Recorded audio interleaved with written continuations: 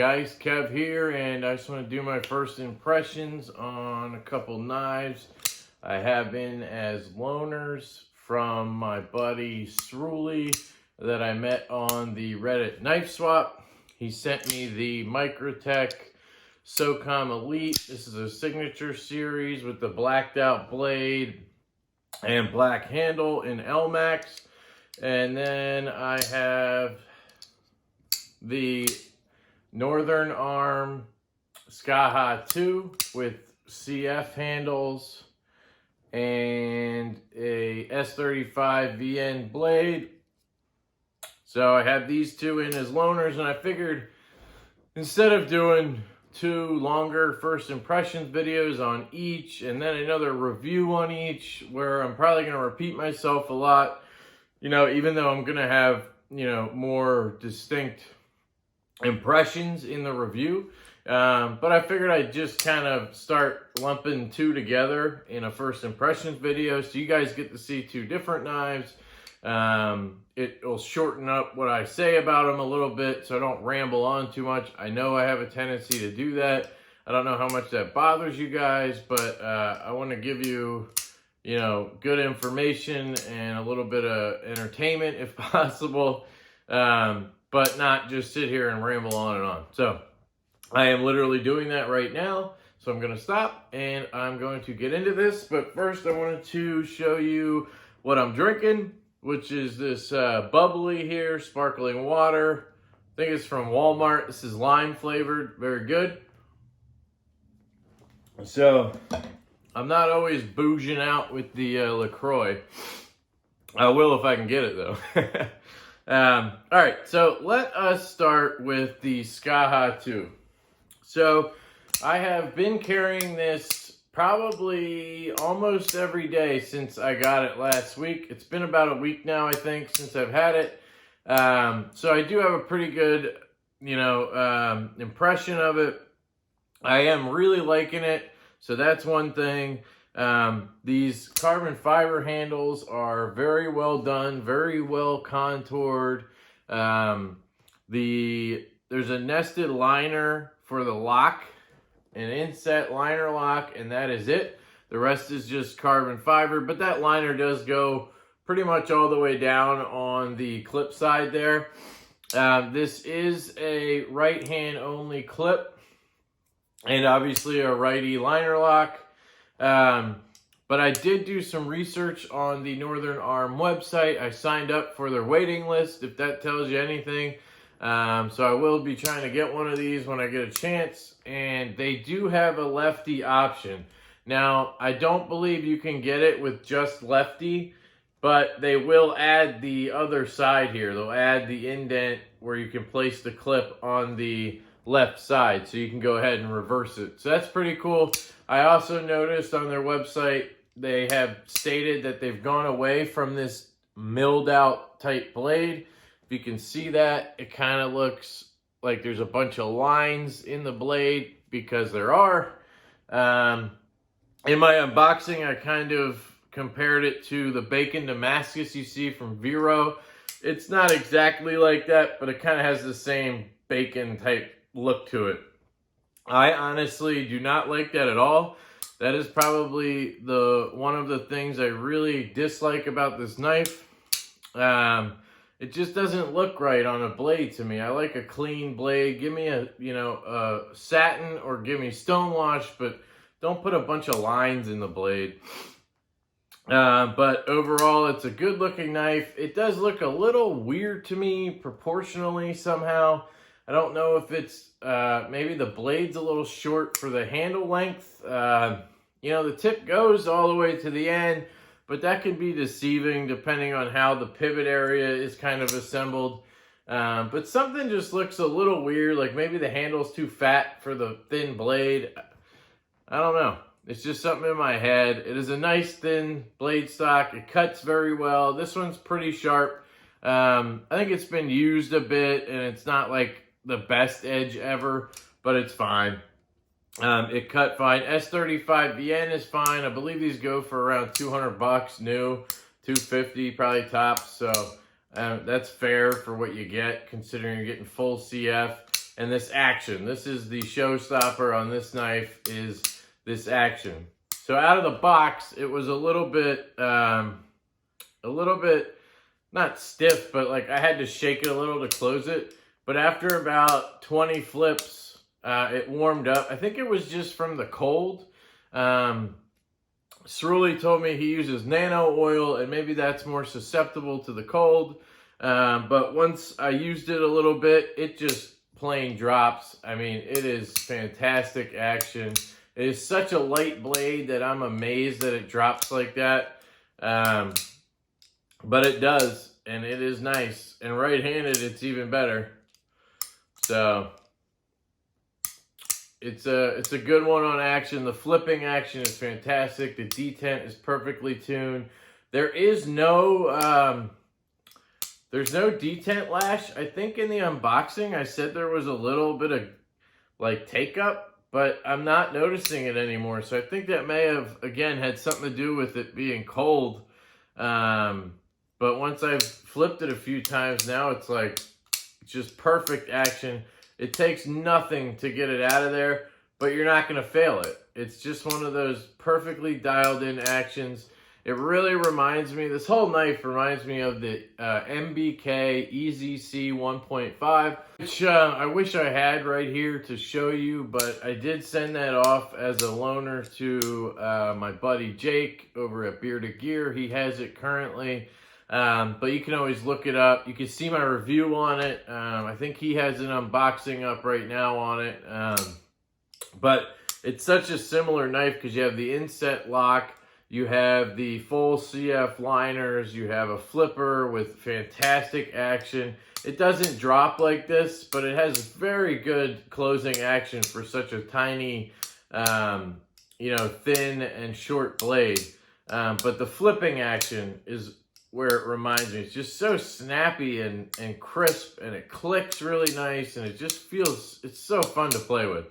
So I definitely see why this knife has been hyped up so much. Ergonomically, it's fantastic in the hand. It feels really good. I can get all 4 fingers on. It has a little bit of jimping up here if you wanted to bear down. It doesn't feel like a very hard use knife. It feels a little bit, it's really lightweight.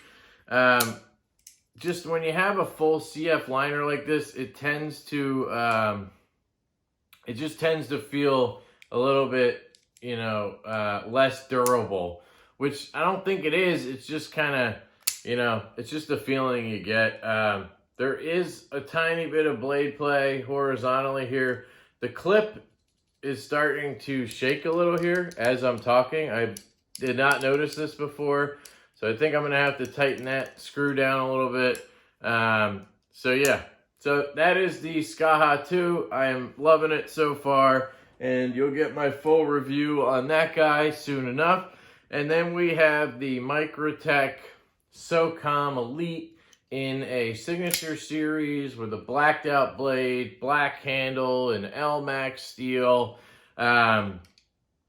This one I am not as thrilled with. This is also a very hyped knife, and I'm just not jiving with it that much. I think part of it is me personally and my taste, and I think part of it is how it functions for a lefty. So just looking at it, it is a pretty cool looking blade and a cool looking handle altogether. The design is kind of cool, but functionally it doesn't work for me. Like when I have this in hand, let's say I'm holding it back here, I'm choking back on it. What I don't understand is the shape of the handle. So it tapers down, it gets thinner as you go. So when you have it in your hand, and this is, I mean, you tell me, is this a tactical knife or is this not a tactical knife? I mean, we could talk about the definition of tactical knife, but this looks like it's supposed to cut people, okay? This looks like you're supposed to carry it as an Army Ranger, pop it out and cut people. Now, I don't want to, I'm not going into that too far, and I'm kind of joking around, but you get my point. So why would you make it where it tapers down like that? I feel like anybody could walk up to me and just pull this right out of my hand. Like the grip, because it thins out, makes it harder to grip onto.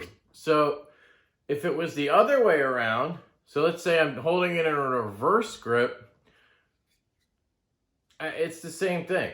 It's just, I don't understand that. Now, if I was holding it, like, I don't know, I just can't find a way to hold it where it would stay in there securely. Like, I know I'm doing this to myself, but you get my point. And the handles themselves are aluminum, but they kind of feel like plastic to me.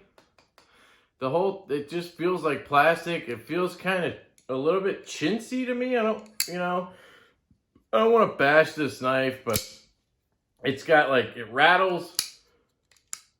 See if I can. It, like, rattles around in between before it hits the detent. This liner lock, when you push it over, is really, like, smushy. That's the best way I can explain it, is it's smushy. You just kind of shove it over and it smushes to the side. This is very intelligent technical speak, guys. The liner lock is smushy, okay? So, just telling you. It's tipped down only, which initially I thought this is why this knife was attractive to me, other than, the obvious things. Is it's tipped down, and I figured as a lefty that makes sense because I could pop it in my left pocket and then it rides along the seam because I kind of care about that. But what I found was these thumb studs get in the way, going in the pocket and out of the pocket. And as a lefty, you have to pull it out and then turn it around, and then you can flip it. And for a guy who likes to fidget with his knives, it's kind of annoying. So I basically carried this in my back right pocket the whole time, and it was okay there. It just kind of was a big brick and took up a lot of space, and I could really feel it was there because of the shape of it. It's just a little bit awkward. Another thing I want to point out is I've mentioned before that I chat a lot with Kyle from DTOM Knives and Gear and Jake, Bearded Gear. And I was talking about this knife with them, telling them, like, I'm just really not vibing with this. I'm not enjoying it. And something Jake said really, like, a light bulb went off to me. He said it's a good knife, but it's an outdated knife. It's a knife from 20 years ago. And when he said that, I immediately told him, wow, dude, I'm going to steal that, but I'll credit you for it. So here I am. I stole that from him. This is an outdated knife. It's pre-tip up, like that's your indicator right there. It's tip down only. I mean, that makes no sense to me. Just the way the construction is just a little bit outdated to me. This isn't anything to do with the dating, but this glass breaker. I can't stand glass breakers on knives anymore. This is the second one or third one I've had recently, and it's just getting a bit annoying to me. Somebody in my comments stated, do you really think that Tony Marfione wanted to put glass breakers on his knives? No, they're probably there to be skull breakers. And I thought that was pretty funny, and you know what? That might make sense. So when you see a glass breaker on a Microtech or a knife like this, a tactical knife, then it's probably there for other reasons than for the actual glass breaking. Because, if I hold it like this, my thumb lands right here perfectly on top. I get a really good grip, and I could really, do some damage with this thing. So, I don't know. Anyway, those are kind of my first impressions of the Microtech Socom Elite. It's just not vibing with me. And as a lefty, it's even worse because of the carry.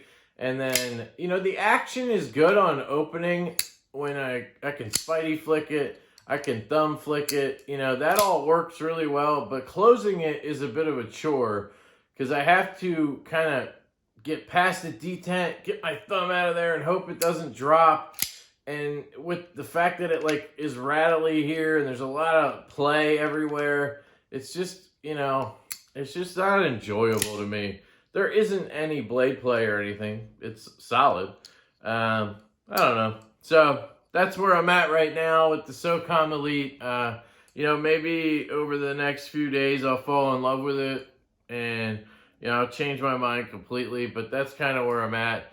And then we had the Skaha 2 from Northern Arm. So I will be following up with full reviews for these guys. I hope you guys have a fantastic day. Stay sharp.